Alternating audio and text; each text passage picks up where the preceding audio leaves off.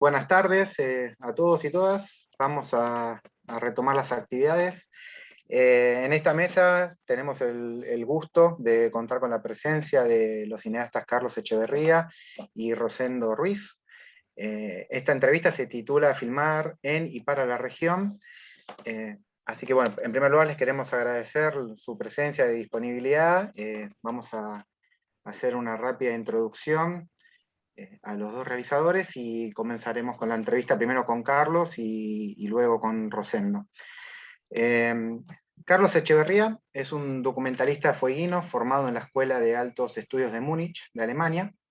Su obra se caracteriza por abordar momentos claves de la historia de Argentina a partir de microhistorias centradas en su tierra. Su primer largometraje, Cuarentena, Exilio y Regreso, de 1984, producido por la televisión de la República Federal de Alemania, se centra en la vuelta del escritor Osvaldo Bayer al país tras su exilio. En su siguiente largometraje, Juan, como si nada hubiera sucedido, de 1987, uno de los films claves en el desarrollo del documental argentino, se ocupa de la investigación del único desaparecido en Bariloche en 1977, durante la última dictadura militar. En la década 90 trabajó para televisión y en el siglo XXI retomó la dirección de largometrajes con títulos como Pacto de Silencio, en 2006, Querida Mara, Cartas de un viaje por la Patagonia, en 2008, y Chubut, Libertad y Tierra, de 2018, en los que aborda diversos aspectos de la región patagónica. Ha sido objeto de retrospectivas en el Festival Internacional de Cine Independiente de Buenos Aires en 2005, el Festival Audiovisual Bariloche en 2015 y en Canal Encuentro en 2016, entre otros reconocimientos. Así que, bueno, primero, Carlos, te queremos agradecer tu presencia y vamos a comenzar con las preguntas. Le dejo la palabra a Julia Kechner. Hola, ¿cómo están? Hola Carlos, bienvenidos a todos y a todas. La verdad que es un gusto poder compartir este momento de diálogo con ustedes. Para Carlos, comentarle que yo también estoy en Patagonia, no estoy tan al sur, estoy un poco más al norte, pero quizás en los deícticos se traslade un poco en las preguntas esto de que estamos compartiendo cierta espacialidad, ¿no? Que es algo que va a aparecer quizás en este diálogo, ¿no? Y en primer lugar queríamos preguntarte, en una entrevista radial que habías tenido junto con Coco Blaustein, él recuperaba una frase que decía que uno tiene en la cabeza una idea, una piedra angular y eso va para toda la vida. Y sugiere que tu piedra angular está vinculada con la Patagonia. ¿Vos considerás que es así? ¿Cómo podrías definir tu relación con el territorio y al mismo tiempo cómo pensás que se vinculan tus films con las posibilidades expresivas de estas espacialidades? Sí, tengo que aclarar de que vivo en Tierra del Fuego, digamos, soy recientemente fueguino, pero en realidad soy rionegrino. Me recuerdo la charla con Coco Blaustein.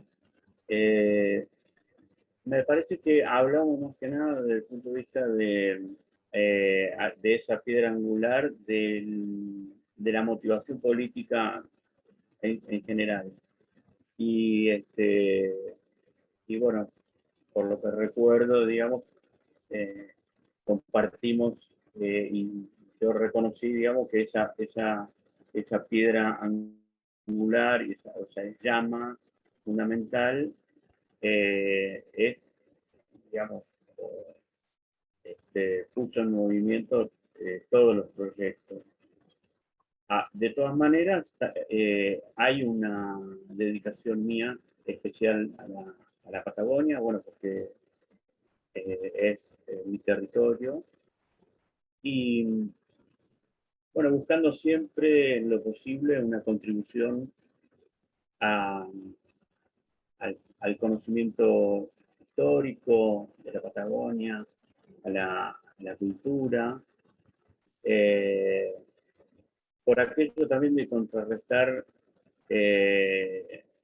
eso de que en la Patagonia no hay nadie, no hay gente, no hay historia, ¿no?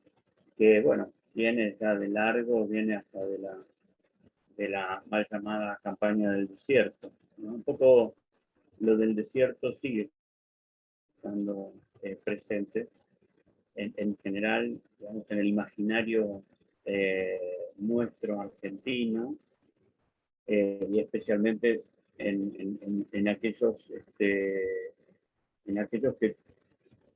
dominan el discurso desde los medios centrales, desde los medios de Cava, de provincia de Buenos Aires. Eso se puede ver a diario, ¿no? Basta encender el televisor para darse cuenta que se habla de la Argentina, pero el imaginario es bastante, en ese discurso es bastante estrecho, ¿no? Yo a veces comento un poco en broma, digamos que el resto del país, no solo la Patagonia, está para las giras artísticas, ¿no? Para las giras musicales, para las campañas electorales, y para hacer turismo y descansar. Y ahí se termina, ¿no? Me parece que sigue ocurriendo eso. Y bueno, eso es lo que uno pretende también contrarrestar, no solo con los trabajos desde el punto de vista fílmico, sino también en otros medios, y también en la docencia.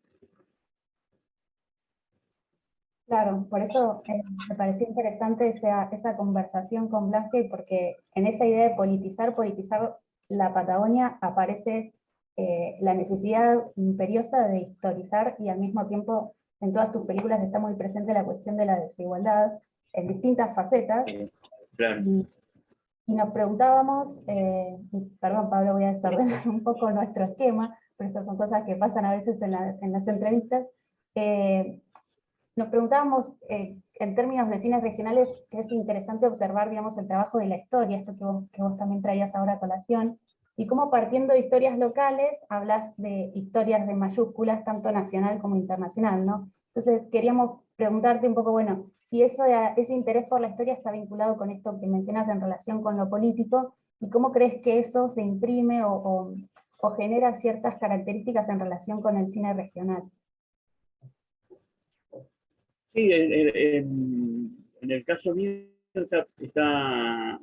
vino primero el interés por la historia y por la política, y después se incorporó el cine como herramienta. Y sí, también, digamos, conociendo determinadas historias, investigándolas, siempre busqué conectar las historias en lo particular con lo más amplio, lo regional o lo nacional. ¿Cómo repercute eso en la cinematografía regional que me preguntabas vos? No lo sé, digamos. Es decir, observo que por suerte hay muchísima producción ahora a nivel regional, digo ahora en este siglo, ¿no? Esto tuvo un desarrollo muy interesante. En el siglo pasado, en los 80, la producción era muy escasa. Y además, bueno, por ejemplo, quienes filmamos por ahí con producción de otro lado, con apoyo de otro lado. Después sí había pequeñas producciones más de documental periodístico o de programa periodístico, pero ya en cada una de las ciudades más vinculadas al cable y un poco a la televisión abierta, más bien vinculadas al cable. Me voy a poner los auriculares para escucharte mejor mientras tanto.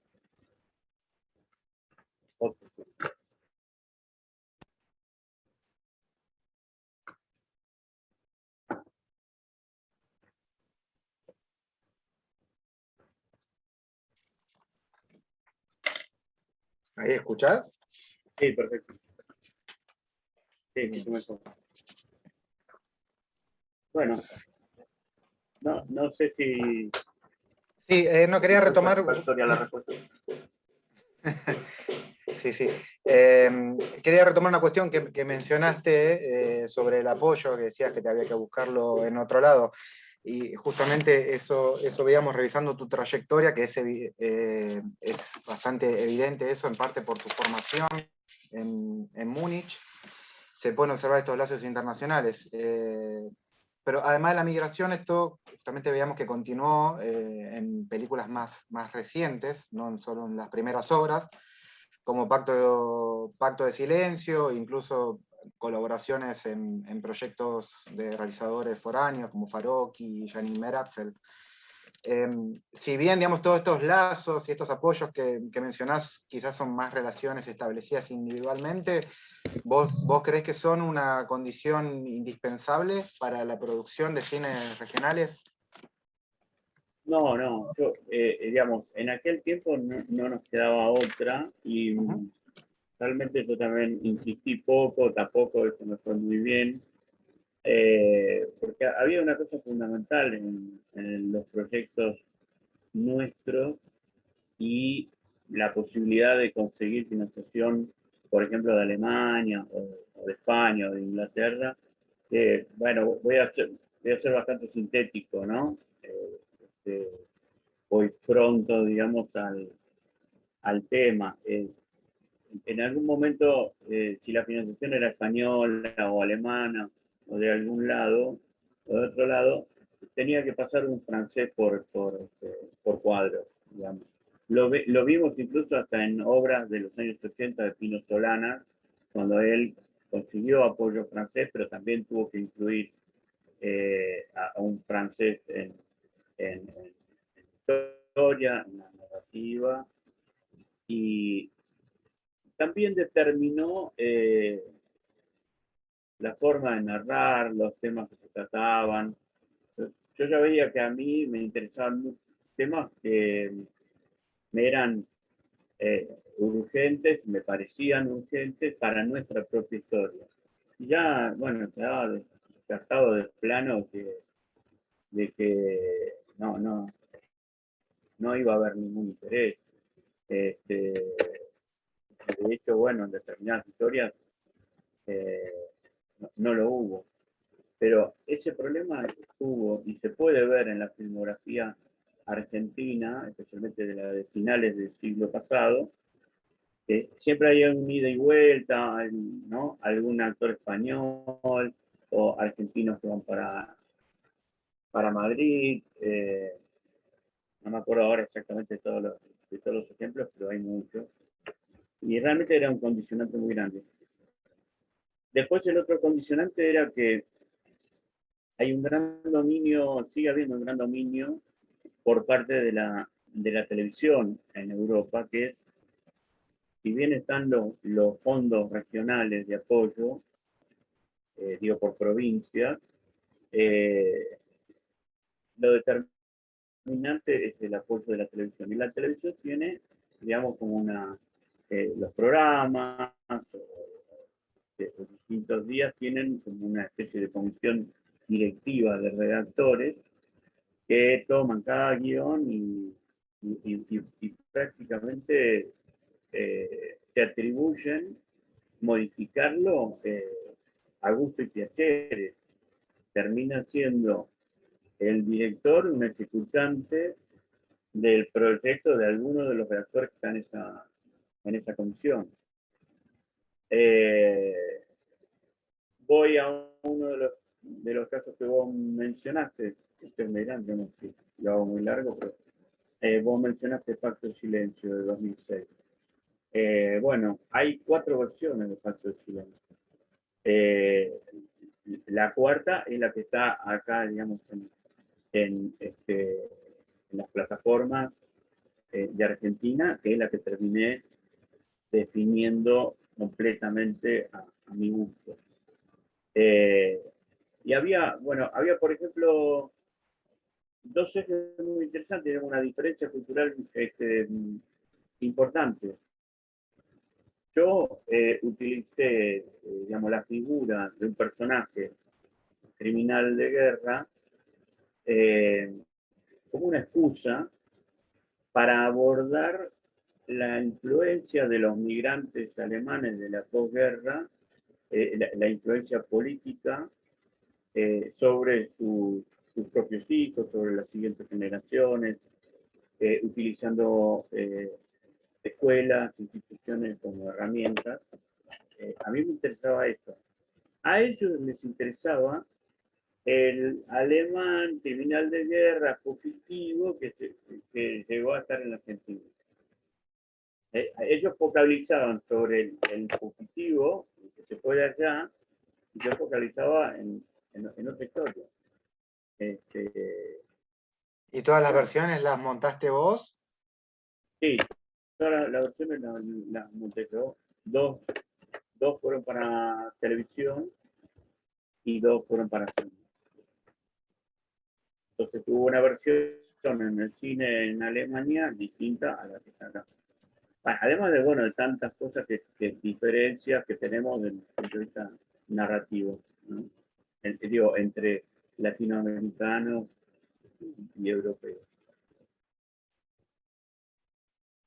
Perfecto, gracias. Otra pregunta también relacionada con lo que hablabas, es que revisando tu trayectoria es evidente los diálogos que se establecen entre cine y televisión. Esto comenzando de la formación, ¿no?, en la Alta Escuela de Cine y TV en Múnich, como habíamos mencionado también antes, la financiación de las primeras películas que hiciste, pero Sí. en ese hiato de realización que tenés en la década del 90 cinematográfica, vos trabajaste en Telefe, ¿no? Sí. E incluso en la última década sí ya produciste, digamos, episodios bajo tu dirección del programa Huellas de tu siglo. En este Huella del sentido, siglo. queríamos, Huellas de un siglo, claro, queríamos Sí. preguntarte por la importancia de la televisión en las producciones audiovisuales regionales. Si bien, como hablamos antes, lo de Telefe no sería un caso de televisión regional, pero Huella de un siglo sí ya tiene que ver más con un proyecto federal. Y especialmente te quería preguntar por algo que había leído en una entrevista sobre un proyecto tuyo en los 90 de creación de un canal regional, creo que en colaboración con Alemania, ¿no? Sí, a fines de los 80. Bueno, lo que me preguntaste al principio tiene que ver con la pregunta que también me decía antes Julia.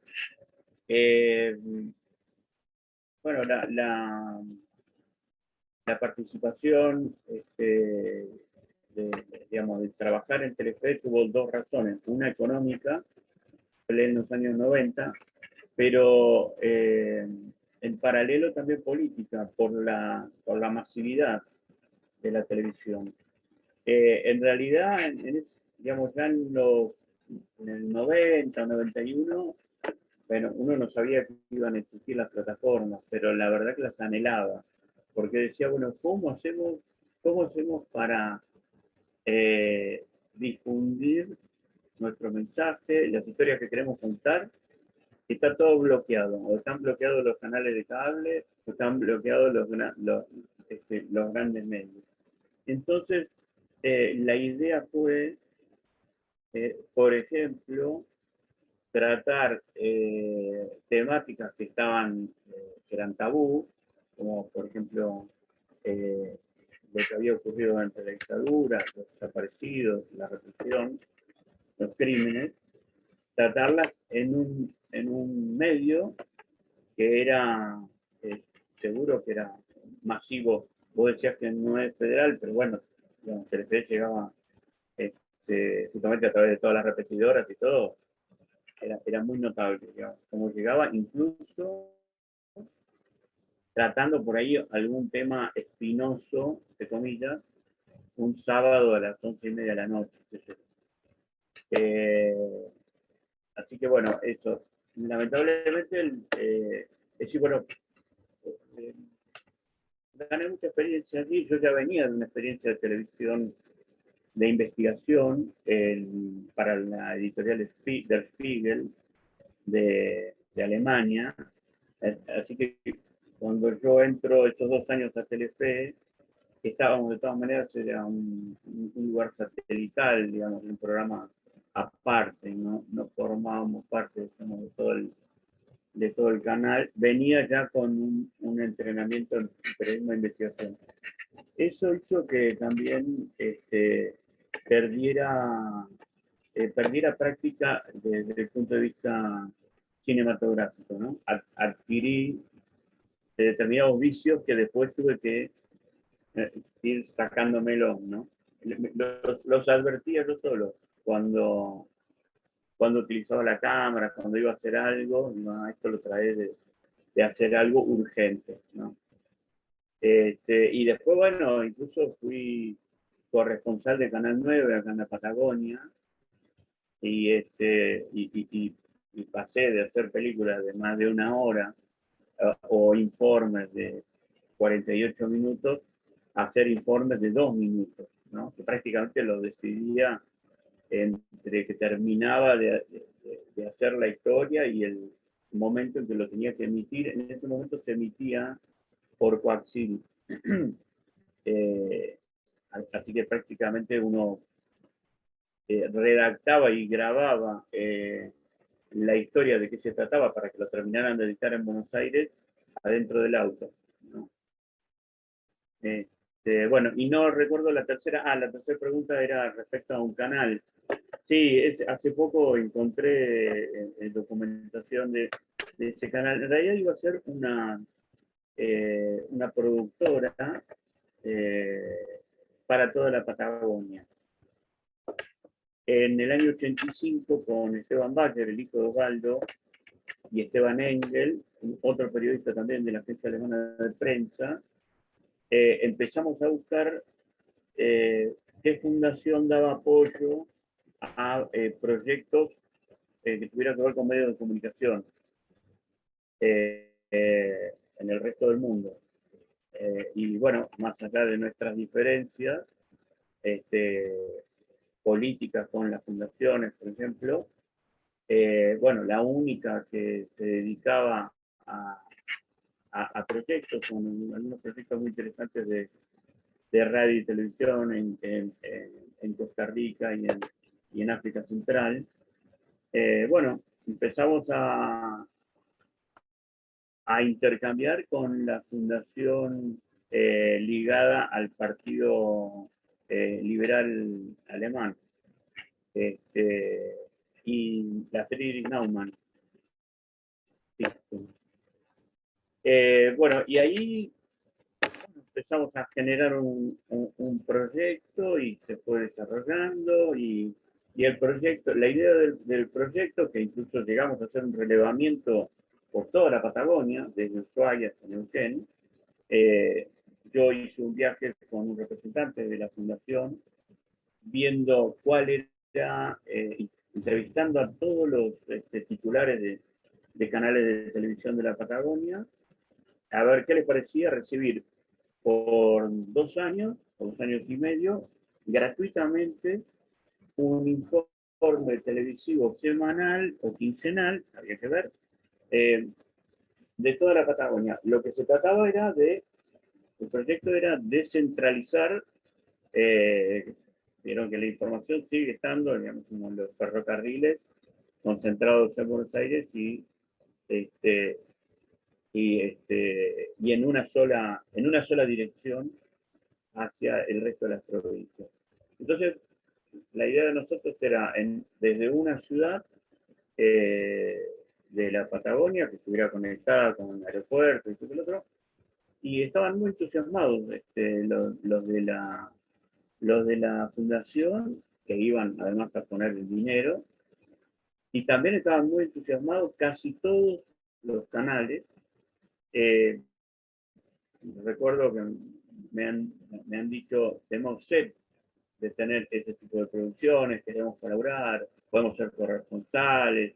O sea, a todo el mundo le gustó mucho la idea. Pero bueno, ¿qué pasó? Quedaban resabios a fines de los 90 de lo que fue el gran viraje político mundial en el 80, 81, 82, con Reagan, Thatcher y compañía, que en Alemania la coalición que había antes del 83, que eran los liberales con los socialdemócratas, tenían una línea más de izquierda dentro de la fundación también, y dentro de los representantes de la fundación en el resto del planeta. Hacia el 89-90 llegan los efectos de ese viraje, porque ya los liberales se habían ido con los demócratas cristianos, habían formado una nueva coalición, y se derechizó también la postura de la fundación, y luego supimos que el dinero que estaba destinado a este proyecto, que era solamente por 2 o 3 años, después tenía que ser autosustentable, pero por lo menos para lanzarlo, fue a la campaña del entonces candidato a presidente Angelou para hacer la campaña contra Carlos Saúl Méndez. Después, de todas maneras, los alemanes se alinearon detrás de Méndez, ¿no? Pero bueno, en ese momento ocurrió eso. La verdad que, bueno, pero fue un intento, un intento muy interesante, porque a los tres nos interesaba el desarrollo periodístico, documental, de medios de comunicación aquí en la Patagonia, y no nos interesaban los proyectos individuales, nos interesaba algo así, ¿no? Es decir, un proyecto comunitario. Un par de años después, creo que en los primeros 90, ¿se escucha? ¿Sí? ¿Qué? Perdón, sí. Decía que un par de años después, creo que a principios de los 90, Lorenzo Kelly arma la televisión comunitaria de Cipolletti y empieza a tejer redes con otros realizadores, eso, bueno, un poco más en el valle, ¿no? Más lejos de la zona de Bariloche, pero tenían esa idea. ¿Te hicieron participar o partícipe de esas experiencias? ¿Pudiste estar en contacto con alguno de esos realizadores y armar algún proyecto en común en algún momento? Solamente cuando estuve, digamos, en esta visita a todos los canales, creo que también fuimos a RTN, eh, pero ahí me parece que a Lorenzo Kelly no lo vi. Me hubiera gustado, la verdad que Neuquén era uno de los lugares más interesantes en el desarrollo de televisión y de televisión regional, y las cosas que hacían en toda la provincia de Neuquén, pero yo no tuve oportunidad de integrarme a una experiencia con eso.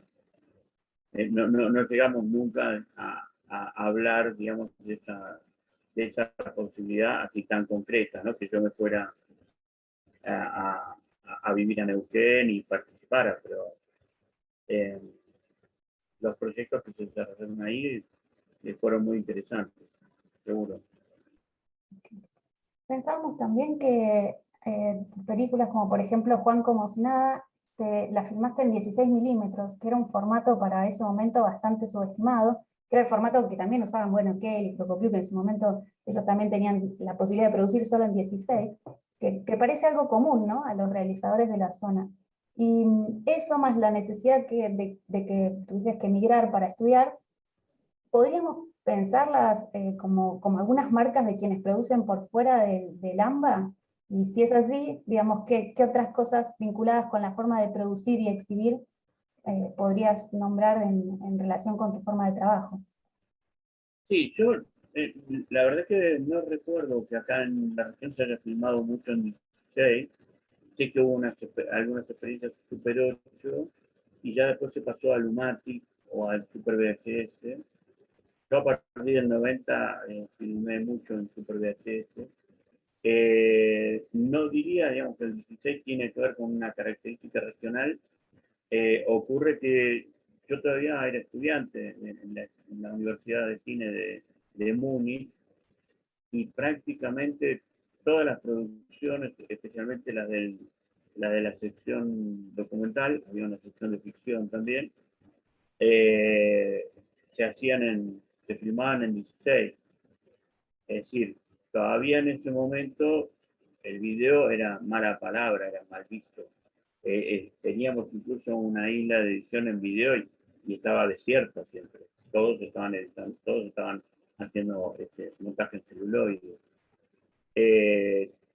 Tenía, la universidad tenía una muy buena relación, muy buenos convenios con la fábrica Arri de cámaras, y además por la vinculación con la televisión de Baviera, recibía todas las cámaras 16 que la televisión renovaba. Se compraban cámaras nuevas y pasaban automáticamente las cámaras más usadas a la escuela de cine.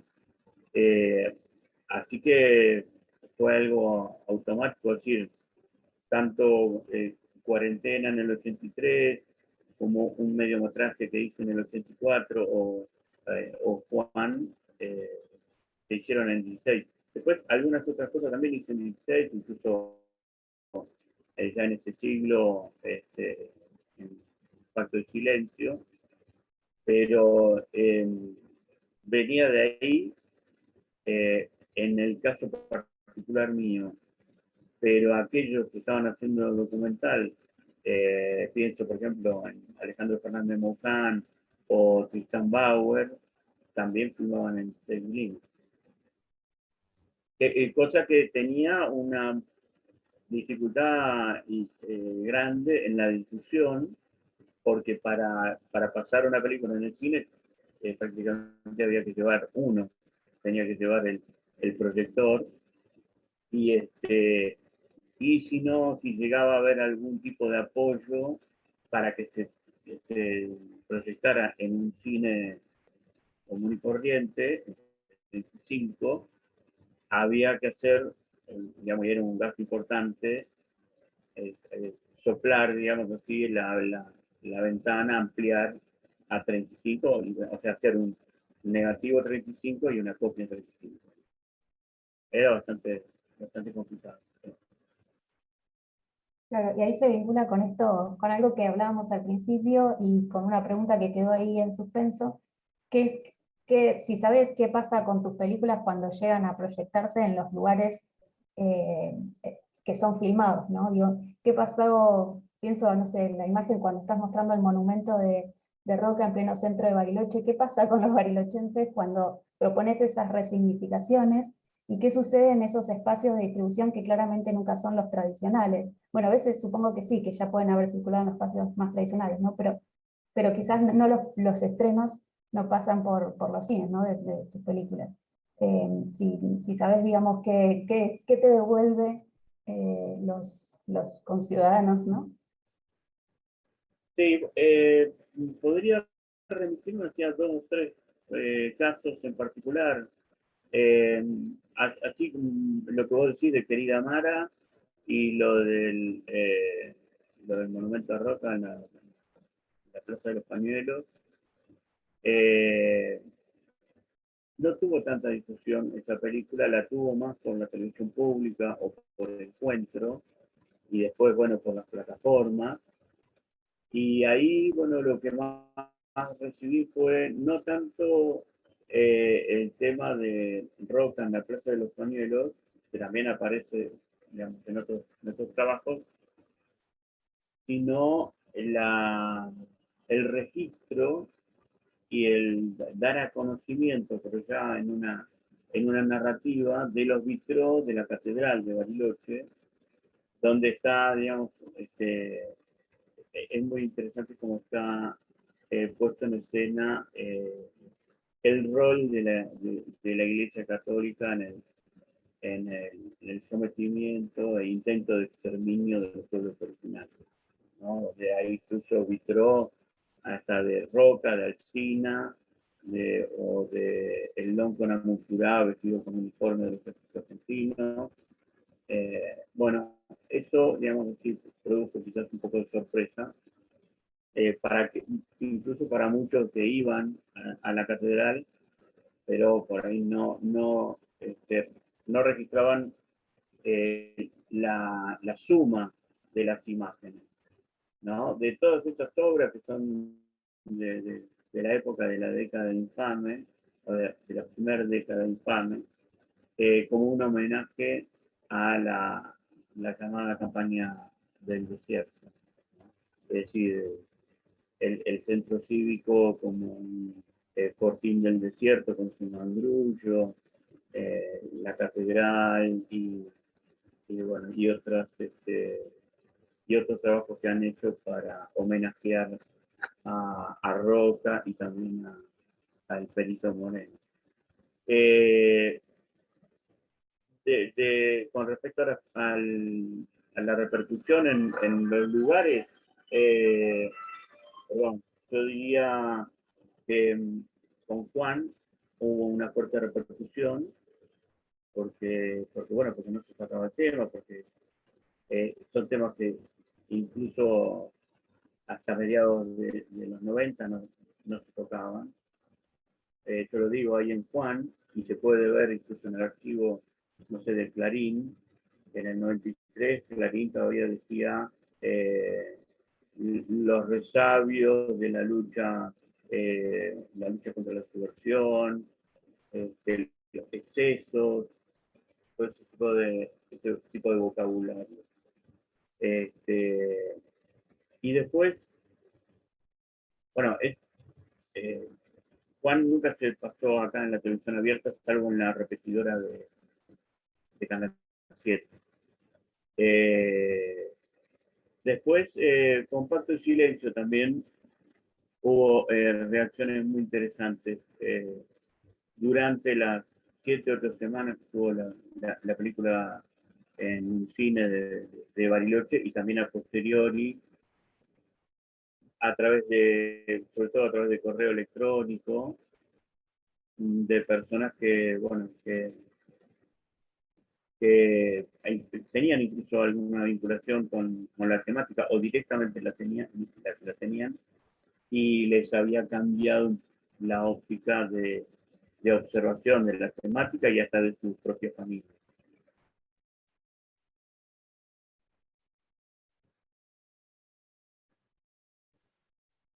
Bien, bueno, muchas gracias, Carlos. Me parece que vamos a abrir ahora la palabra a Rosendo. No sé si te podés quedar más, o si no, podemos pasar a las preguntas del público ahora para que te hagan. Sí, me quedo, escucho. Perfecto. Bueno, entonces le vamos a ceder la palabra a Pedro Sorrentino, que va a presentar a Rosendo. Bueno, muchas gracias. Interesante todo lo que escuchamos recién, pues experiencia muy rica. Y como decía, un poco conocida o invisibilizada, siempre tenemos como más impacto con otro tipo de información en torno a la producción. Un poco la excusa que nos reúne tiene que ver con el interés por parte de este grupo de investigadores, en la mayoría de ellos de carácter académico, por precisamente recuperar estas historias de producción en todos los rincones de Argentina. Y en este sentido, bueno, a mí me toca presentar a un colega, un amigo con el cual hemos venido compartiendo diversos espacios de trabajo, de colaboración a lo largo de ya bastante tiempo. Es Rosendo Ruiz, seguramente todos lo conocen, voy a hacer una breve presentación para algún desprevenido, pero estoy seguro que sí saben de su trayectoria. Es licenciado en Cine y Televisión por la Facultad de Artes de la Universidad Nacional de Córdoba, y sin duda la película de Caravana fue la película que lo hizo nacionalmente conocido a partir de la participación en la edición número 25 del Festival de Cine de Mar del Plata, donde coincidimos en el viaje desde Córdoba hasta allá. Me acuerdo de toda la expectativa de él y de la productora Inés en ese viaje, y por supuesto la alegría enorme de compartir ese momento que tuvo el reconocimiento del premio del público, y además, bueno, todo lo que vino después, que ahora seguramente hará mención Rosendo durante su presentación. No se quedó ahí Rosendo, es un militante de la producción cinematográfica permanente, y ha desempeñado a lo largo de todos estos años, más de 10 años desde el estreno de Caravana. Voy a hacer mención a 2 o 3 películas, sin por eso agotar toda la enorme producción rica, variada e interesante que tiene, entre ellos 3D, Maturitá, Casa Propia, en fin, todas con una enorme cantidad de reconocimiento e invitaciones a festivales de prestigio como el Bafisi, La Habana, el FISIC que tenemos acá en la provincia de Córdoba, y decir también que toda su producción siempre ha sido acompañada por una significativa afluencia de público, al menos en la provincia de Córdoba, y en el caso de Caravana tuvo un impacto nacional muy, muy importante, y por supuesto de lo que yo no esté noticiado, ahora Rosendo lo comentará con más detalle. En las preguntas que estuvimos elaborando junto con los colegas en la previa, se lo adelanté un poco a Rosendo, las repito ahora públicamente, tienen que ver con dos cuestiones que él conoce muy bien, muy en detalle, además porque es alguien que no solamente se dedica a la producción, sino que está en contacto con toda la comunidad de producción cinematográfica local, nacional también, pero local particularmente. De hecho, fue el primer presidente de la asociación, que ahora no me salía el nombre, que se llama... ¿Cómo es? APAC. APAC, la verdad que también han proliferado felizmente muchas asociaciones, pero APAC fue quizás la que tuvo el rol más destacado en muchos aspectos en estos últimos años, en particular el vinculado con la Ley de Promoción Cinematográfica. Él fue su primer presidente en reconocimiento también a esto que decía anteriormente, por el conocimiento que tiene de dos aspectos que nos interesan sustancialmente conversar como espacio de investigación, que tiene que ver, por un lado, cuál es su mirada, cuál es su lectura en relación a la producción cinematográfica regional, local, en Córdoba particularmente, que es de donde él ha hecho principalmente todas sus producciones, a partir de un momento que yo le planteé, bueno, tomemos 15 años para atrás, ¿no? Quizás el momento en que arranca el proyecto de Caravana hasta la actualidad, y cómo ha ido variando desde su mirada esas condiciones de producción cinematográfica local. Y la segunda pregunta, ya la adelanto para que lo pueda desarrollar sin interrupciones cuando así lo considere, tiene que ver con cómo ha ido también variando las temáticas, la narrativa y la estética de esas producciones locales, en particular digo, para acotar un poco la pregunta, las producciones cinematográficas de carácter ficcional y cinematográfico, ¿no? Para circunscribir y no hacerlo tan amplio a la mirada. Todo esto, un cinéfilo como Rosendo lo tiene absolutamente claro, así que yo paro acá y le dejo la palabra para que nos pueda comentar. Gracias. Bueno, gracias primero a todos por la invitación. Es un gusto cada vez que puedo dar mi opinión, mi punto de vista sobre el cine cordobés, sobre lo que pasó acá en nuestra provincia. Y sí, hace 15 años realmente Córdoba era un desierto, no se producía nada, o habían películas muy esporádicas de algunos realizadores que se lanzaban a la aventura de hacer una película, pero había como, básicamente, empezamos a hacer mucho los egresados de la universidad, de la nacional y de algunas privadas, y había como una efervescencia que se sentía que en algún momento se iba a hacer notar.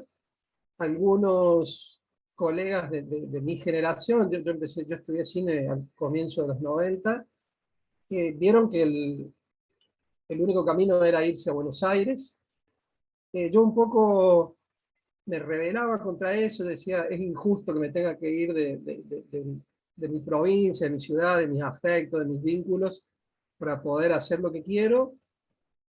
Así que bueno, mientras tanto me anoté en teatro, me anoté en literatura, como que me seguí formando por algunos otros lugares, y con la loca esperanza de que en algún momento pasara algo, me largué a escribir un guión de un largometraje, que cuando lo escribía con mi grupo de amigos actores, porque en esa época yo estaba haciendo teatro, realmente me parecía una locura. Era el guión de Caravana, porque realmente era muy, muy improbable que lo pudiéramos filmar.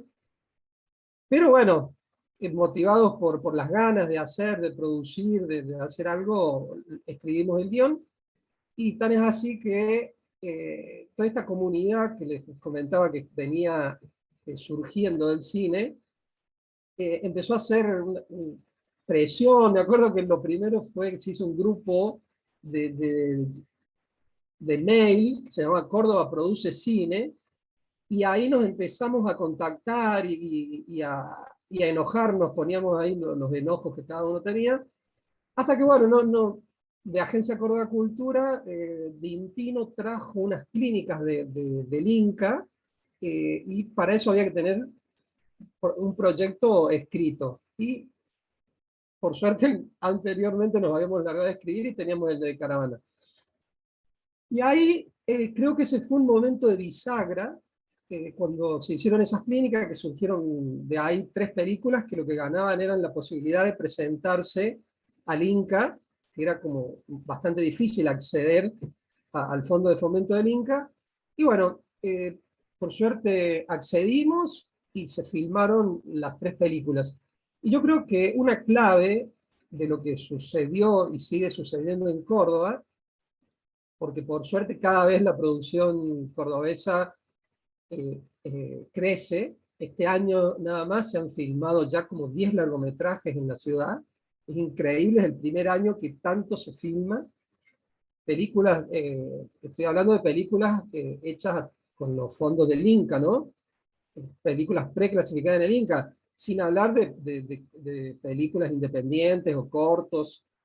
Así que está consolidado el momento del cine. Y creo que una clave para eso, estoy seguro, fue que en aquel momento aprendimos a trabajar en conjunto, aprendimos a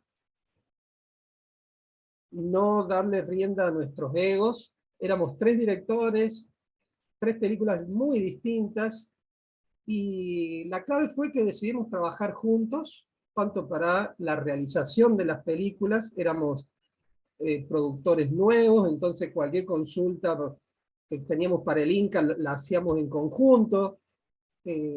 Había que mandar algún material y aprovechábamos y mandábamos de las 3 pelis. Hicimos arreglo con los laboratorios. En ese momento la copia final, la copia A, era en 35 milímetros. Creo que fue clave ese movimiento, esto en conjunto, porque a partir de ahí también consolidamos el grupo de los 3 directores y las 3 productoras de ese momento, y empezamos a generar una fuerza que se empezaron a acoplar otros realizadores y productores, e hicimos la primera asociación de productores de Córdoba, que fue muy importante porque nos empezamos a juntar una vez por semana, empezamos a hablar de la necesidad de hacer una ley de cine, y porque veíamos que en el tablero cordobés estábamos muchos de la realización, o sea, directores, guionistas, técnicos. Había ya una cantidad de gente especializada en las distintas áreas, porque algo que se venía produciendo en Córdoba era publicidad, lo único que se estaba haciendo hasta antes del 2010. Entonces, habían un grupo de gente que más o menos dominaba la parte técnica, y eso fue también un complemento importante, ¿no? Las películas técnicamente estaban bien hechas. Y también acá en la Escuela Nacional de Teatro, muchos grupos de teatro conformaban un panorama completo de lo que se necesitaba para hacer películas, y solo faltaba la pata del gobierno en ese momento, que ya, porque veían esta movida, hicieron un fondo de fomento primero para las películas que tenían la preclasificación del Inca, y después, a partir de eso, nosotros en la asociación empezamos a trabajar una ley de cine, porque no queríamos que después de la movida de estas pelis todo se diluyera y volviera a ser como antes Córdoba. Y empezamos a trabajar fuertemente en una ley de cine que en algún momento, por suerte, llegamos a la legislatura, y se aprobó la ley de cine, que fue ya un gran primer paso. Y después, atado inmediatamente a eso, se formó el Polo Audiovisual de Córdoba, que vino con la pata de la ley ya aprobada, empezó a gestionar fondos sobre todo y movidas. Ahora el Polo Audiovisual de Córdoba está trabajando muy bien, están haciéndose cargo de concursos importantes, todos los años sacan concursos de desarrollo, de coproducción, de postproducción. Así que ese fue el último jugador que entró a la cancha, que fue el Estado, que me parece importantísimo, porque han habido casos en que el Estado o algunos intereses han querido activar una industria cinematográfica en regiones en donde no había una comunidad de gente dedicada al cine, en donde no prosperaron. En cambio acá la comunidad cinematográfica de Córdoba realmente era grande e importante. Y a partir de ahí es como que nos empezamos a contagiar, empezamos a compartir proyectos, empezamos a compartir salas. Nosotros tenemos una sala que se llama Cinéfilo Bar, donde pasábamos películas todos los días. Y bueno, creo que esas fueron las claves para que la producción de películas en Córdoba se haya mantenido, y no que haya sido un boom en algún momento, como puede haber pasado quizás en Rosario, quizás en Mendoza, que surgieron una o dos películas, pero después como que la movida no prosperó. Acá también el tema del cine independiente, o sea, independiente, el cine con menos recursos, que por suerte por las cámaras digitales y las computadoras también hacer una película se hizo mucho más accesible. Entonces, hasta para ese tipo de películas, esta sinergia animó a un montón de gente, pibes y no tan pibes, a que se podían largar a filmar sus películas. Así que, en ese sentido, bienvenido a la tecnología, y creo que sí, que estamos en un momento en Córdoba en que no, aparentemente, ya están dadas las condiciones para que no se corte la producción. Me parece que Córdoba constantemente va a seguir produciendo películas todos los años. Ya el miedo a que fuera una moda un momento me parece que ya pasó, y espero que pase también con otras regiones, que por ahí van apareciendo películas, pero más esporádicas, y estaría bueno que surjan voces, más cantidad de voces de las distintas regiones, ¿no? Ojalá. Bueno, eso era lo que tenía para decir por ahora de la primera parte. Y también algo que nos pasó fue que aprendimos a perder el miedo a que el Inca era para los porteños. Creo que también pudimos trabajar con que también teníamos derecho a los fondos, y nos animamos y pudimos empezar a pedir y anotarnos en concursos, en subsidios. Y ya hace un par de años que no necesitamos pasar por Buenos Aires para terminar nuestras pelis, ni para mostrarlas en festivales internacionales.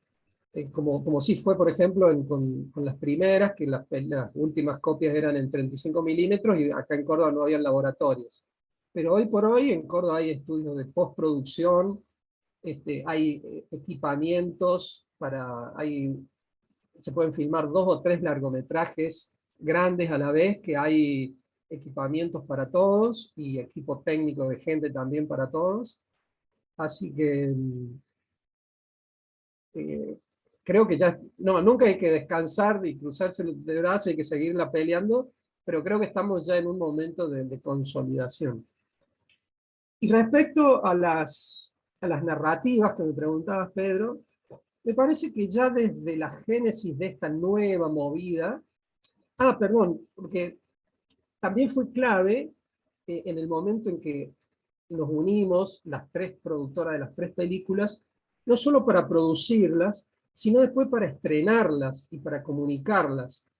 Nosotros ya veíamos que Caravana tenía como un perfil un poco más comercial, y hablando con distribuidores, como que existía la posibilidad de que nos largáramos solos al estreno, pero quisimos hacer la apuesta en vez de vender la producción de una película, sino como crear la sensación de que nacía el cine cordobés. Y eso era posible si estrenábamos las 3 películas juntas. Entonces, como que vendimos a la prensa un poco eso, se viene el cine cordobés con 3 películas al que se estrenan, y eso hizo que nos dieran mucha más bola los medios de comunicación. De pronto, antes del estreno de las pelis, estábamos en todas las radios, en todos los programas de televisión, en todos los diarios, y eso entonces fue como un buen impulso de movida que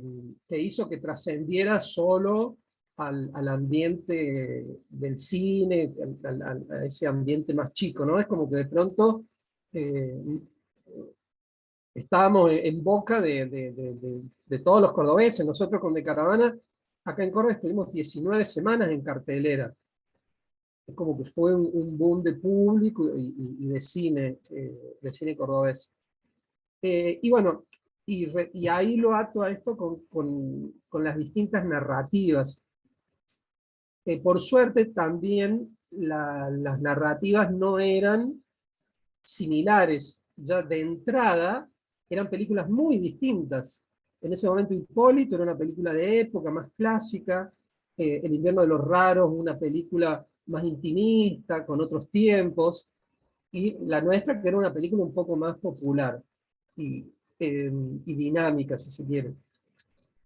Entonces ya desde ahí y desde otras películas que surgieron en ese momento, como Criada, de Matías Herrera Córdoba, Yatasto, fueron películas que marcaron un abanico bastante abierto de estilos de películas, que por suerte a partir de ahí se ramificaron en ese sentido. Hoy por hoy las películas que se hacen son muy distintas, no responden a un género o a una forma de cine, como que hay miradas muy particulares y muy distintas de respecto del cine, que eso lo hace más rico y de pronto nos contagia o nos anima a los que hacemos otra cosa a empezar a abrirnos y a investigar por otro lado, porque como les digo, compartimos muchas mesas, compartimos gente con la cual trabajamos, guionistas, directores de fotografía, entonces como que nos vamos alimentando entre nosotros, ¿no? Con las distintas experiencias de cine que vamos experimentando. Y me parece que también esto es algo que va a seguir y se va a acentuar, también, no solo en lo de ficción, Pedro, sino también en lo documental. En Córdoba, que están saliendo cada vez más cantidad y muy buenos documentales, como Esquirlas, ahora del año pasado, que es una película que está muy bien y que se ha visto mucho, ha tenido muy buena recepción en todos lados. Así que, bueno, en principio por ahora eso. No sé si me querés puntualizar algo, Pedro, o alguien. La verdad, bueno, nos conocemos tanto que esta historia me es muy familiar y comparto la mirada, el enfoque, y como sabes, siempre he sido un admirador de todo lo que se hizo en términos de producción y también en términos realizativos del cine de Córdoba, aparte como egresado también de la misma carrera. Bueno, un orgullo poder pensar en que esa utopía de estudiante con la cual uno ingresa a la carrera siendo un adolescente, y a pesar de lo que nos decían, ¿no? De que iban a vivir, que era muy común en esos años, 90, 91, 92, bueno, entonces esa fe, pero también un análisis muy pragmático de un mundo en cambio. Lo que vos comentabas, así, digamos, nos llegó la tecnología, las circunstancias, y por supuesto la movida, y una movida que yo lo comentaba ayer en otra presentación, que tuvo que ver con una madurez por parte, una madurez generacional, que vos lo has relatado con todo detalle, que hizo posible esta sustentabilidad en términos de producción, saber que hay 10 películas en producción hoy, digo, a lo mejor asombra a alguno, pero en todo caso reafirma eso que se venía trabajando desde hace tanto tiempo, a partir de ese Yahoo Groups, con lo cual intercambiábamos opiniones allá lejos y hace tiempo. Así que bueno, yo en parte no tengo nada más y sería bueno bueno, que surjan las preguntas del resto de los colegas. Una cosa me acordé también, esto de qué tipo de películas se hacían, que yo digo que el abanico es grande y que hay muchos estilos de películas, muchos formatos, muchos géneros. Eh, Así todo, me ha pasado en un par de festivales, por ejemplo en el de Chile, de Valdivia, que hicieron una muestra de cine cordobés hace algunos años. Nos decían de que si bien entendían, sentían, veían que las películas eran muy distintas, en ese momento se mostró De Caravana, Yatasto y Criada, y Atlántida también, creo que fueron 4 películas, que a pesar de que eran muy distintas entre ellas, se notaba que no eran lo que estaba conocido para ellos como el cine argentino. Es como que asociaban cine argentino igual cine porteño. Entonces estas pelis, por mucho que fueran distintas, tenían entre ellas como un denominador común, que yo supongo que era más allá de la tonada cordobesa, que había como un tiempo o como algo que sí les daba como una identidad y las separaba de lo que ellos estaban acostumbrados a ver como cine argentino. De pronto era un cine argentino distinto, era un grupo de películas que tenían otra identidad. Y eso me parece que es un rasgo importante, un rasgo a pensar, porque bueno, en el fondo, como decía Carlos hace unos momentos, de que uno también muestra y le importan los lugares donde vive, donde uno filma, donde uno le pasan las historias. Cada vez que escribo un guión o filmo una película o medio ficción, medio documental, eh, me interesa mostrar mi ciudad, me interesa mostrar nuestras costumbres, nuestra forma de hablar, nuestro ser. Entonces quizás algo de eso se filtra en los distintos estilos de película, que es lo que se identifica en otros lados. Eso tenía para agregar. Bueno, gracias, Rosendo, súper interesante. Dejamos abierto el chat por si quieren formular preguntas ahí para Carlos y Rosendo, o si quieren abrir sus micrófonos y directamente preguntar, también está abierto. Ahí justo estoy viendo que hay una pregunta de Ana Laura para Carlos. Dice, sobre la actualidad del cine patagónico y fueguino, ¿qué vínculos tienen con la sede ENARC Patagonia? ¿Qué líneas de financiamiento nacionales, regionales y locales existen para la promoción del audiovisual de la región? Bueno, yo no estoy en funciones, ¿no? Creo que es más, digamos, algo institucional, pero yo puedo responder que, bueno, que más allá de la sede de la ENERC, que es de Patagonia Norte, que implica Neuquén y también San Martín de los Andes. De hecho, arrancó en San Martín de los Andes y bueno, tuve la fortuna también de ser unos meses tutor ahí de algunos proyectos documentales. Está, digamos, en gestación la sede de la ENERC para la Patagonia Sur, que en teoría estaría localizada en Comodoro Rivadavia. De todas maneras, lo que se observa es que hay un gran movimiento hacia el interior de las provincias para conseguir sus propias leyes de cine. Bueno, de hecho, Neuquén creo que ya lo ha logrado, y a partir de ahí hay un gran desarrollo en Neuquén. En Río Negro estaba en gestación, y la gente que trabaja en la en toda la industria audiovisual en Tierra del Fuego, especialmente en Ushuaia y en Río Grande, han formado también una asociación con miras a no solamente tener una ley de cine provincial, sino también tener acceso más directo a lo que son todas las líneas de fomento de cine nacional. No sé si te respondí, Mana, lo que...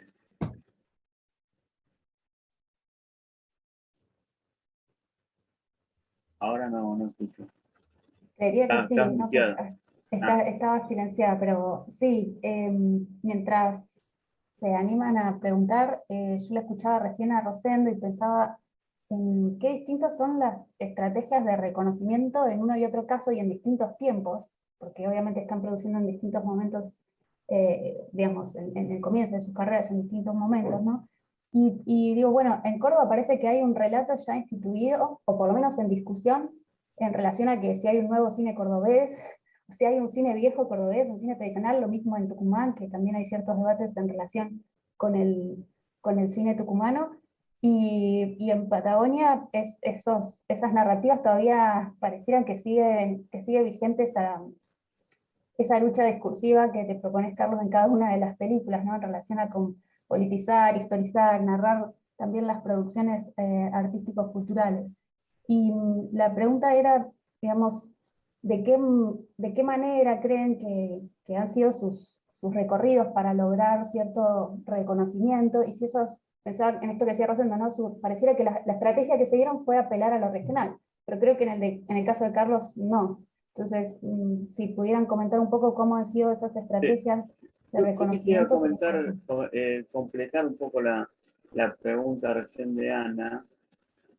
A mí me parece que hay motores muy importantes, como por ejemplo, bueno, mencionábamos recién la ENER, está el IUPA, el Menuco, está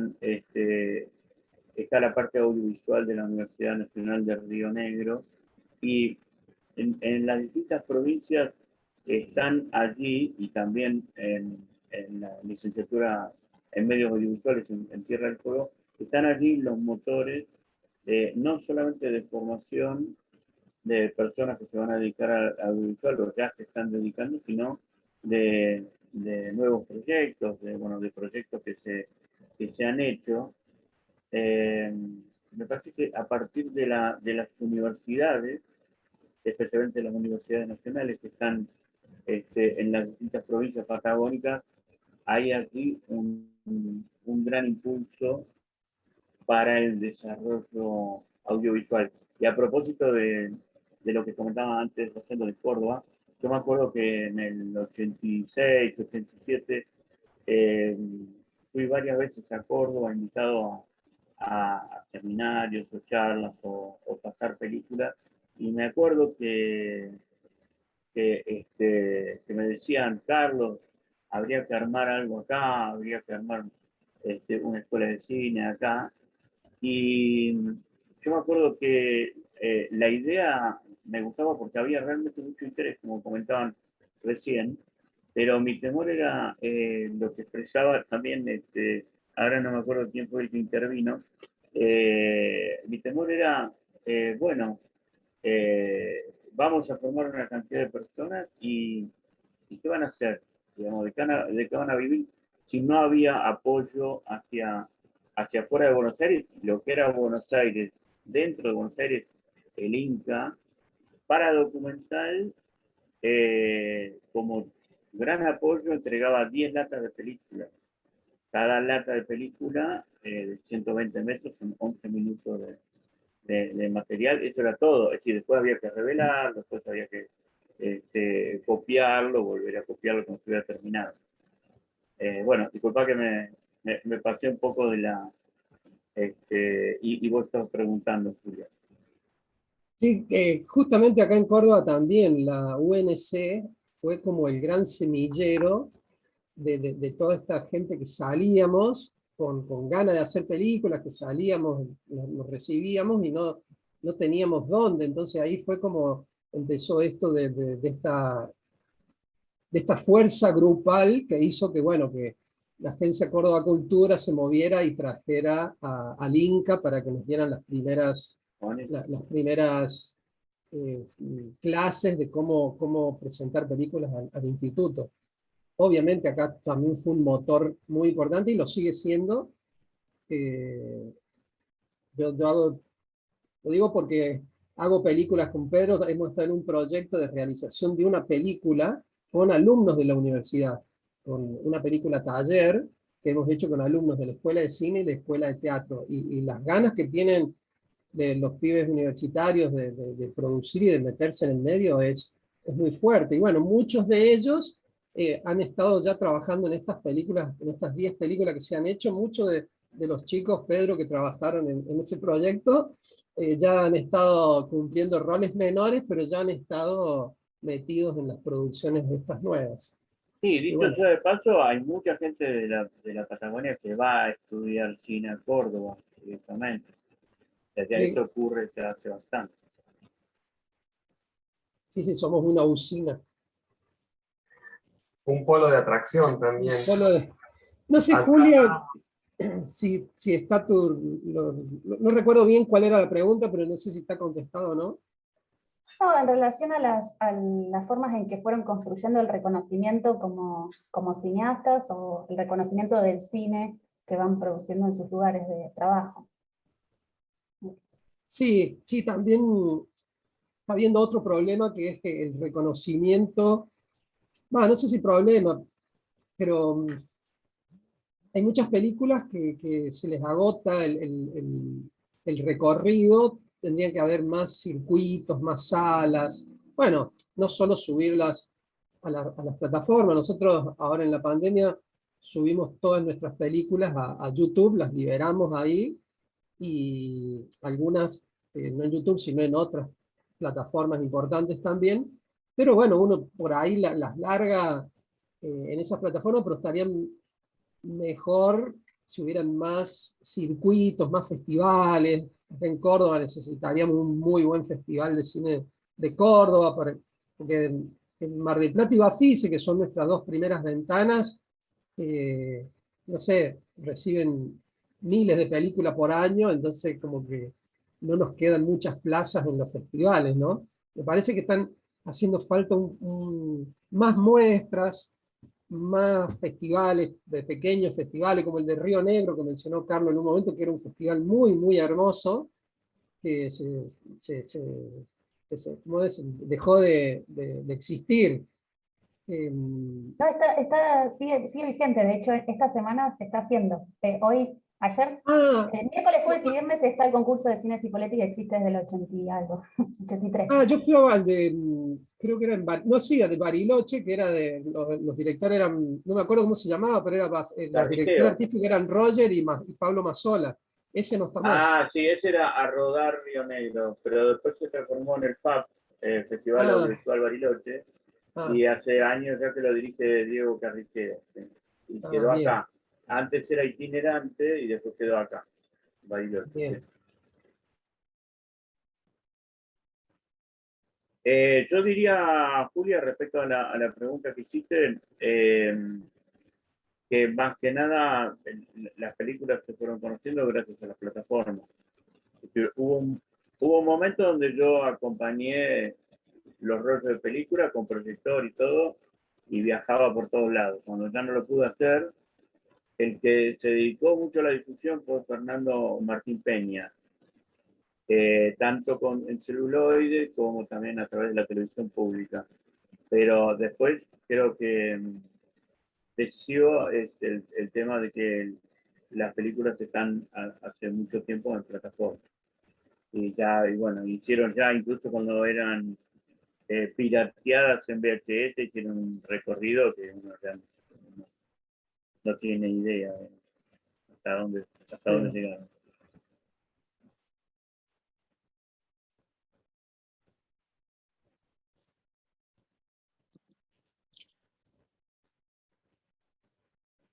A ver, Y otra ahí llegó una pregunta. pregunta más de Ana para Rosendo. Ah, Sí, sí, los chicos la pregunta es si existen otros focos de producción más allá de Córdoba. Y sí, creo que Crespo es cierto, hay un par de realizadores que hacen películas muy, muy interesantes, muy, muy lindas. El- Hay la última, justamente el director se llama Crespo, es de Crespo. Ay, no me voy a acordar el nombre, una película hermosa, hermosa que estuvo en el Festival de Mar del Plata el año pasado en competencia internacional. Son chicos que vienen filmando mucho y ahí en su lugar. Y después que yo sepa, no hay otro foco en donde hayan tenido ya un reconocimiento más grande, ¿no? En Rosario por ahí surgen películas, en Mendoza, en San Juan hay un realizador que siempre hace, pero bueno, ahora está radicado en Mendoza. Pero no, como foco de producción, en un momento fue San Luis. A mí me parece que lo que pasó un poco en San Luis fue esto de que hubo una voluntad política, pero no había una comunidad real que estuviera atrás de eso sosteniendo la producción. Era mucha gente de Buenos Aires, a veces de Córdoba, que iban a producir a San Luis. Pero no estoy muy informado al respecto, pero me parece que por lo pronto no. Más allá de directores y de películas que van surgiendo de distintos lugares, como foco, así como lo que está pasando en Córdoba, no. Me encantaría que pase. De Cuyo, del norte, del sur, bueno, que hubieran más cantidad y más directores. Del sur yo conocí a Martín Subirá, que se fue a Buenos Aires, que trabaja en Buenos Aires, ¿no? Es como decíamos que esto de que todos emigraban para allá.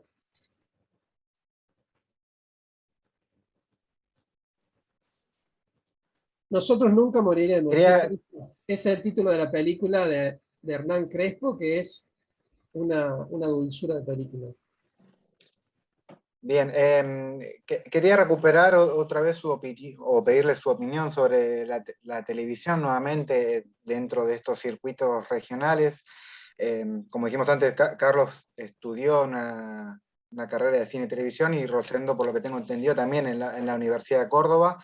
Entonces, en ese sentido, quería preguntarte por la exhibición de las películas, si tuvieron exhibición en la televisión local.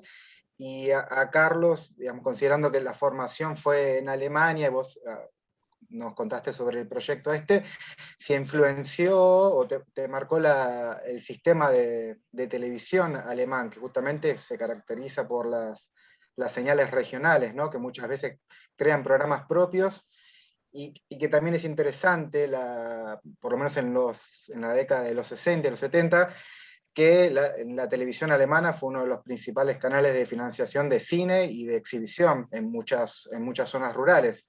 Entonces quería preguntarles un poco sobre esto. Mira, en mi caso, la de Caravana en su momento fue transmitida por Canal 12 de Córdoba, que tuvo una llegada importante, fue allá por el año 2012, me parece. Pero la verdad que es un tema eh, que no conozco. Yo hace 3 o 4 años que no veo televisión y no sé cómo será la situación actual. Eh, bueno, eso es lo que tengo para decir. Tampoco nunca hice, nunca trabajé en televisión tampoco. Eso quería decir.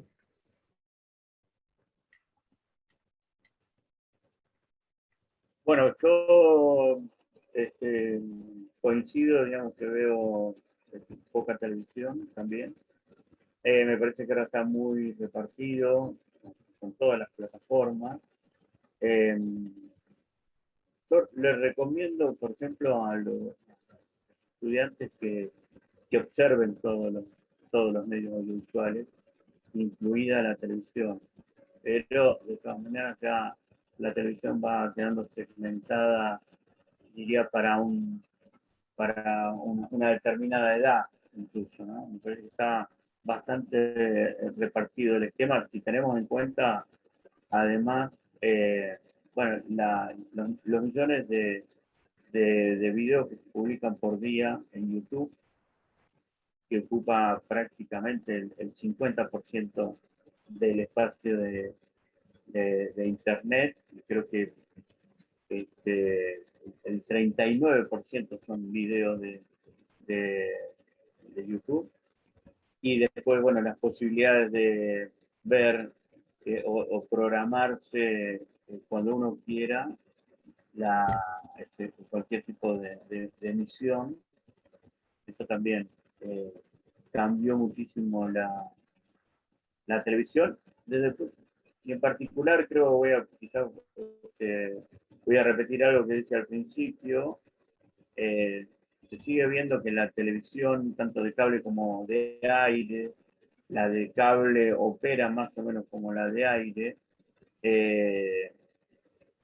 no tiene en cuenta a todo el resto del país, ¿no? Es decir,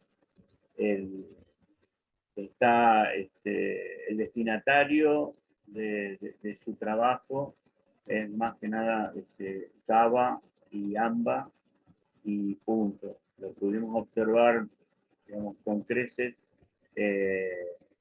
durante la pandemia, ¿verdad? Y hablando del cable, me acuerdo de un gran engaño que sufrimos todos, que fue, no, el cable, hace 30 años, ¿no? El cable va a ser buenísimo porque no va a tener cortes, vamos a pagar, pero no vamos a tener cortes publicitarios.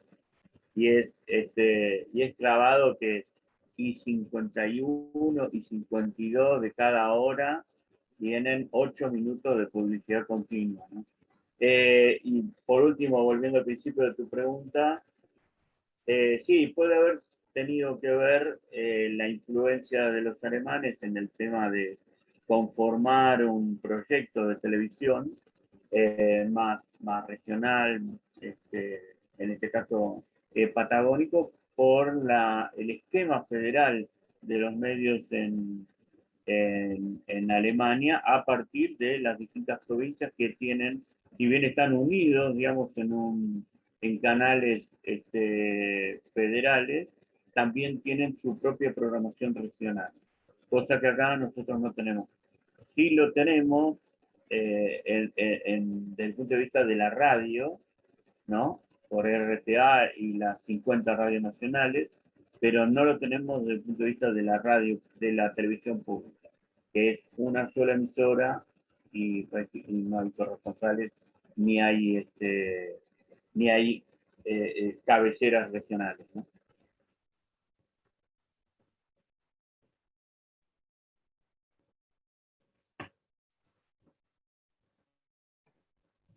Tenía otra Bueno, pregunta yo aprovecho para ir... para ambos, cortitas, perdón. y era Bueno. consultarles si los archivos que existen en las distintas provincias o las cinematecas y demás, en qué medida condicionan sus posibilidades de producción y expresivas, y si para el trabajo de sus películas han tenido que ir a recorrer archivos por fuera de los lugares en donde esperaban encontrarlos. El archivo, bueno, justamente en Tierra del Fuego es algo que se está empezando a trabajar, pero hay muy poco archivo, y ocurre en otras provincias también, pero por ejemplo en la provincia de Tierra del Fuego ocurre que hay instituciones que han, digamos, producido imágenes, por ejemplo, estamos hablando de cine o de televisión, pero en instituciones nacionales, muchos archivos centrales están en Buenos Aires o están en otros lugares.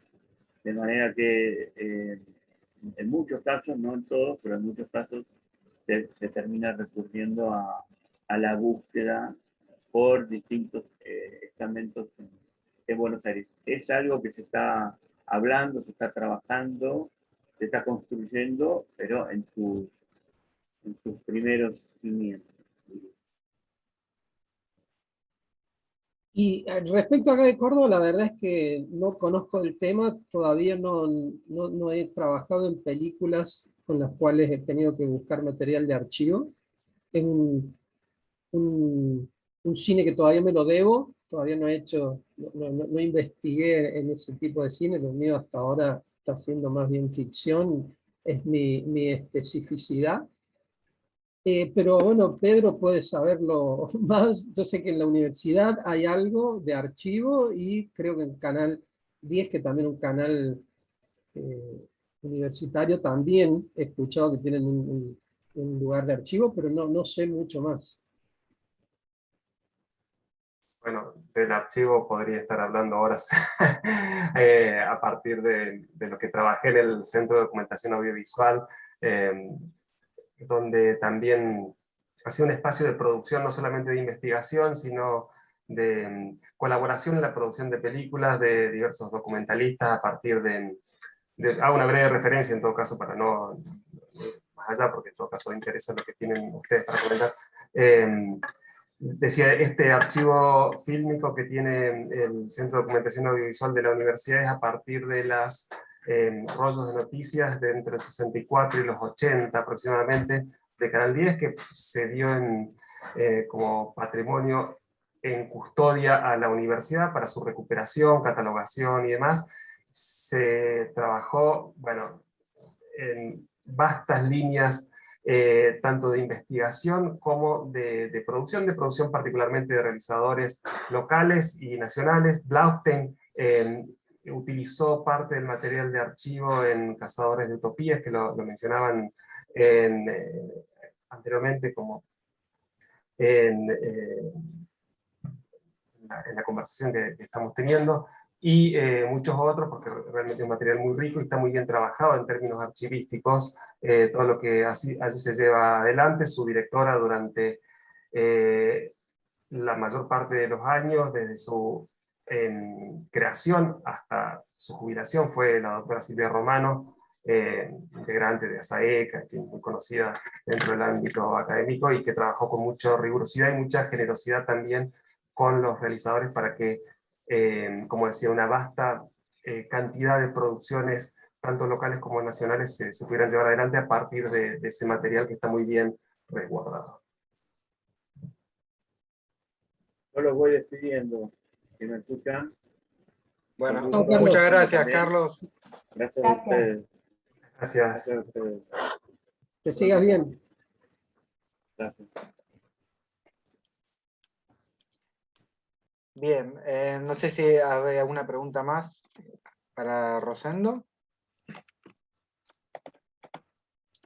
¿Hoy terminan ustedes el simposio? Sí, queda una mesa más, que es a las 19:15. 17:15. 17:15, perdón, estoy un poco... Hay una Sí. pregunta de Iván.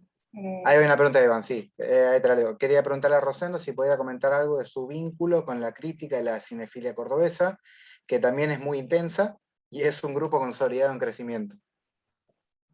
Sí, la verdad que en algún momento hablamos de la cinefilia y de el compartir películas y espacios para compartirlas, y me faltó ahondar ahí que ha sido también una de las patas fundamentales del crecimiento de Córdoba, la cinefilia que hay. Es otra forma también de aprender y de nutrirse de lo que es el cine, aparte de las academias, aparte de la universidad, aparte de las escuelas. Creo que es una forma de formarse como realizador, una forma muy importante de formarse como realizador. Y la verdad que sí, hay una movida muy importante acá, encabezada por nuestro gran y querido Roger Cosa. Me parece que es como el crítico cordobés más conocido, más de renombre, de más producción. Y después un grupo de gente joven que es muy cinéfila, que analiza mucho, que ve mucho, que trabaja mucho acá. un lugar físico que nos convoca constantemente a muchos amantes del cine, es en nuestro Cine Club Municipal Hugo del Carril, en donde se hacen, es un lugar muy hermoso y es en donde se hacen muchas actividades de cine, de cursos, muestras, es donde también siempre nos dan un lugar para estrenar nuestras películas. Hoy está cumpliendo 20 años el Cine Club, y sí, es un pilar fundamental, la movida de cinefilia, que en un momento llegamos a tener muchos cineclubes acá. Yo tuve lo que se llamó el Cinéfilo Bar durante varios años, en donde pasamos películas de lunes a sábado con presentador y con charla final, una verdadera locura de cinefilia. Y habían otros cineclubes como La Quimera, como Coliseo, ya en otras regiones de Córdoba, un montón de cineclubes. Y bueno, por suerte siguen vivas y escribiendo y produciendo todo el tiempo, y estamos en constante diálogo los cineastas con los críticos. A propósito de esto que decía Rosendo, me surgía lo siguiente. Ayer comentábamos durante la charla de escuelas que hoy, bueno, se cumple el 10º aniversario de la creación de la Facultad de Artes, que en todo caso es una transformación en la jerarquía institucional. Y haciendo ese repaso histórico, estos 20 años también del Hugo del Carril, que tuvo como fundador o como primer director a Daniel Salzano, otro crítico y escritor muy reconocido en Córdoba, que también hunde su historia en los años 60 con el Cineclub Sombra, de manera que quiero llegar a señalar que felizmente, o como sea, digamos, ha sucedido, que ya tenemos una historia consolidada, donde hay muchos pilares donde uno puede indagar, y hay mucha riqueza, muchos hechos, muchos acontecimientos, que también, eso lo planteé en algún momento, hablan de esto que uno lo puede ver haciendo un corte un poco... un corte rápido sobre lo que pasa en términos de producción. Estas 10 películas tienen una explicación, digamos, no es simplemente el azar o la casualidad, sino que hay mucho por detrás en términos de construcción de comunidad cinematográfica que tiene impacto a nivel de la ciudad. Ya lo que decía recién Rosendo, que me parece que es clave, en otras provincias también ha habido interés, movidas por crear una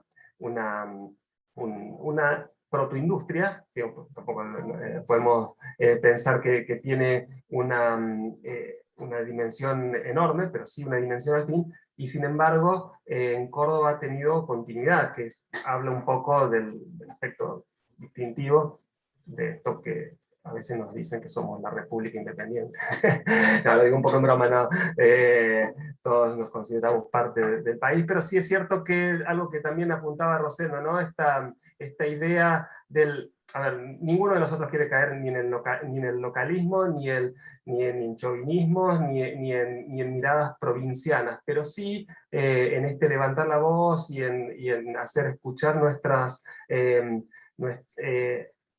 nuestro reclamo del lugar que nos corresponde, porque el Inca es argentino y no de las empresas de producción radicadas en Capital y en AMBA, es que alzamos un poco nuestra voz, midiendo también eso, porque de ningún modo pretendemos ser autónomos e independientes, sino simplemente tener la oportunidad de filmar, que es un poco lo que se está haciendo.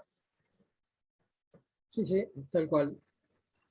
Podernos mirar de igual a igual. Nosotros, cuando nos han dicho separatistas, en algún momento nos hemos reído, y nosotros, a mí me interesa mostrar mi ciudad y trabajar con gente de acá, pero no estoy cerrado a trabajar con gente de Buenos Aires. Es más, nosotros desde nuestra productora ya hemos coproducido una película con una empresa de Buenos Aires, ahora estamos por coproducir 2 más, pero poder parar y mirarnos de igual a igual. Por eso yo decía también que nosotros ahora podemos hacer una película completamente acá en Córdoba y proyectarnos y mandarlas a festivales internacionales sin pasar por Buenos Aires.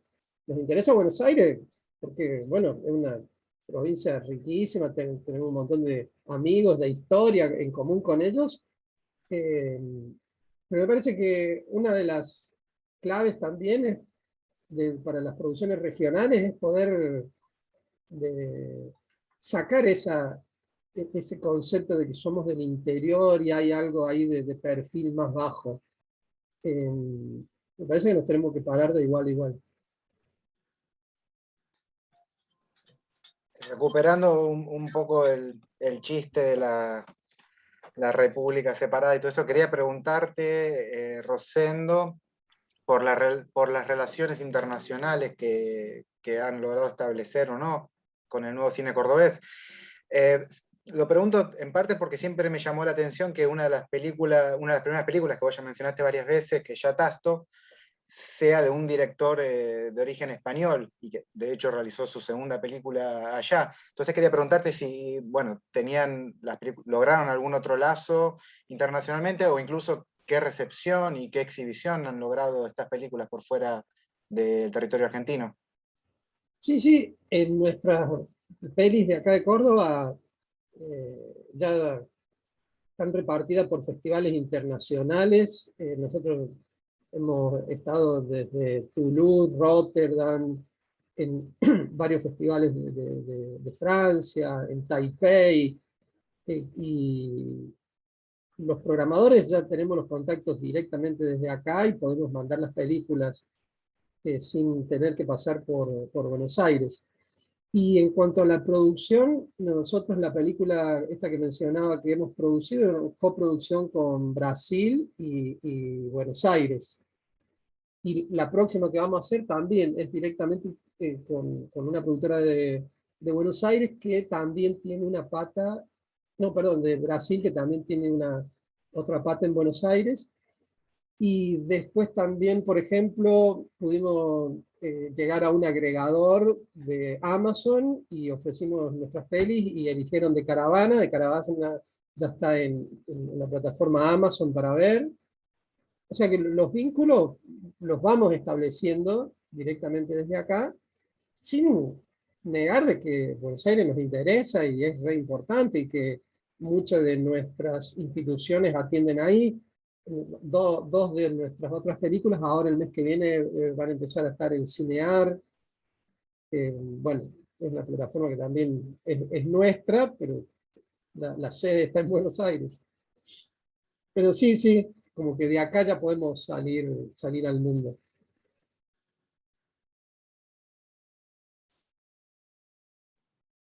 Yo quería hacer una pregunta.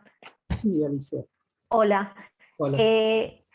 Me interesaba preguntarte, a partir de esta relación que tenías con el teatro y los actores que provenían del teatro de Caravana, si más allá del cine también hay obras de la producción artística de la provincia de Córdoba con las que sentís que tu cine dialoga o que nutren tus proyectos, quizás pensando también que el cine no salió nada más del cine o de la nada en la provincia, sino que también había una tradición cultural previa que posibilitó también ese surgimiento. Si vos tenés alguna idea al respecto o algún vínculo más desde tus preferencias artísticas.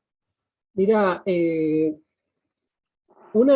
como dije antes, una de las patas que existían, así como estaba la escuela de cine, habían empresas con rental de equipos, equipo técnico que venía especializado porque ya se estaban haciendo publicidades en Córdoba. También la comunidad teatral era muy importante.